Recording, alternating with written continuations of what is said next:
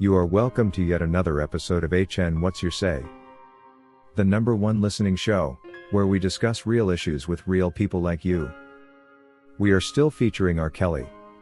Real name Robert Sylvester Kelly. Also known as the R&B King.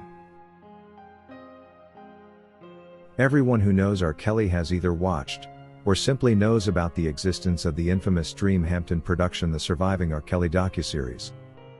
While the show, which was largely responsible for the current prejudice against the R&B King, may look like a successful production by black people, it turns out the message it puts forward was largely the ideas of some white folks, whose inputs and proposed changes to the original work saw the first production team resign. The team, which comprised of majority black editors, and only one Latina, complained that their notes were being ignored, and instead the white guys proposed changes which included adding more breaks between testimonies to show R. Kelly, his music, and to discuss him were prioritized. According to the black editors, this was completely derailing the show from what they believed had been the intended purpose of giving the alleged survivors a voice, and would instead focus the show on tarnishing R. Kelly with no regard of what truly happened. We have time and again heard that the Surviving R. Kelly team did keep their agenda to destroy R. Kelly as private as possible. Even from the people who gave the interviews. All they said to them was they were making a documentary about R. Kelly. But little did we know that they did the same thing even to the crew who worked on the production. It turns out they were kept in the dark until the ambitious proposal from the white contributors caused them to think through and raise their eyebrows. The majority black team of editors did raise concerns that the proposed changes were going to transfer the focus from the alleged victims to the celebrity and his music, which according to them was diversionary from the intended purpose of the show. What we pick from this story is that the team which resigned likely thought the show was an investigation to hear the stories and understand what really happened, but it instead turned out to be a conclusive series that was purposed to make the world believe a specific narrative about the R&B King. In fear of what this would mean to the black American community, the team chose to resign.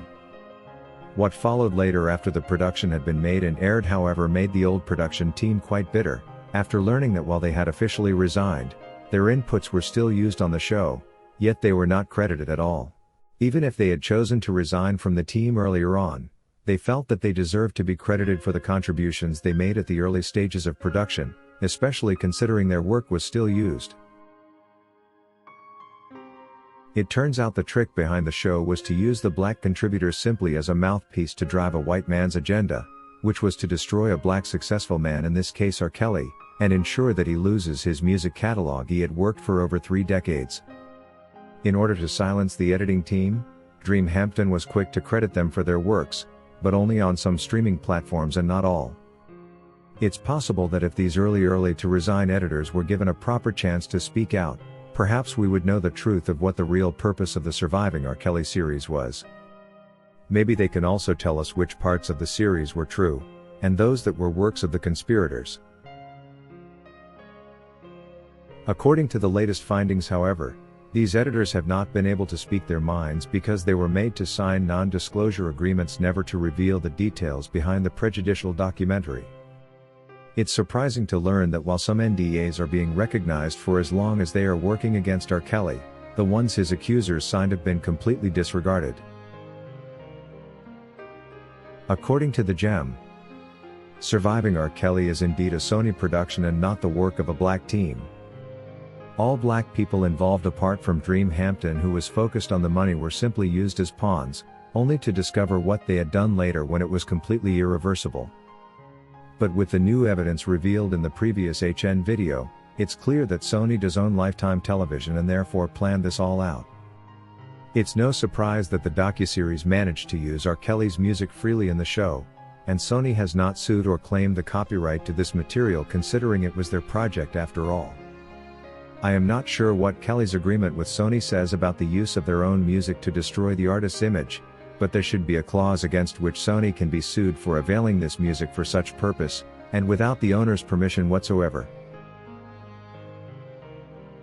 According to Tamara Johnson, "This is the biggest takedown in history I have ever seen, all for monetary gain off someone's sweat and tears. This is pure evil in action. I had never imagined that a company like Sony would invest so much time, money and energy in destroying a person who has spent decades making them money. Instead paying him back with this kind of BS to deal with. I also never thought that the dark intentions of a corporation like this could drive highly respected officials such as the judges and prosecutors into a money-making frenzy this big, with completely no regard of whose rights and freedom they are violating. It's all so disappointing. According to Amanda Jones, indeed, there has to be a good reason why the black production team chose to resign, and it's likely to do with the agenda to destroy R. Kelly's career. Or maybe they had no idea that it was Sony behind this, and having R. Kelly and his music used within breaks caused them to develop some legal concerns. Whatever the case may be, there is no way an entire production team would choose to resign from a project with no serious concerns, and getting to the bottom of this event will likely reveal a dark part of the show that has been kept as private as possible to preserve the intended narrative. R. Kelly's previous legal team should have engaged these people a while back and made sure their stories are heard for the world to understand who exactly was after R. Kelly. According to Lamisha, the production team which chose to resign did not help R. Kelly much, considering they didn't consider alerting the R. Kelly camp on what was being prepared against him. I will therefore conclude that their resignations were for their own personal reasons. They should have known that in the first place, dealing with the enemy for financial gain was a wrong thing to do. The moment they were briefed about the evil agenda, they should have been quick to expose Sony's ill intentions and stood for the truth. This however doesn't rule out the fact that they could be holding on to very useful information about the entire scheme against the R&B king. They need to come out and confirm to the world what surviving R. Kelly was all about and the illegalities that were involved in the making. That is all we had for you today on HN What's Your Say? To keep updated whenever we post a new video, subscribe to this channel now. Also remember to hit the bell icon and enable notifications. And feel free to share your opinions with us in the comment section below, and let us know if you would like us to publish your views in our next release. We value all our subscribers' opinions.